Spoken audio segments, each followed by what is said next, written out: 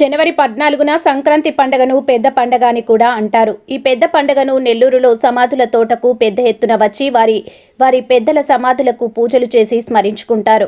కనగలూరు రమణారావు తమ్ముడు చెన్నయ్య మరియు కుటుంబ సభ్యులు వచ్చి ఘనంగా పూజలు చేశారు. అనంతరం మీడియాతో మాట్లాడుతూ, మా అమ్మా నాన్నలకు 9 మంది సంతానంలో పెద్ద సంతానమైన సుబ్బయ్య స్వామి 1998లో పరమపదించారు. అప్పటి నుండి సుబ్బయ్య స్వామిని నమ్మకంతో పూజిస్తే అడిగిన వారి కోరికలు తీరుస్తున్నాడు.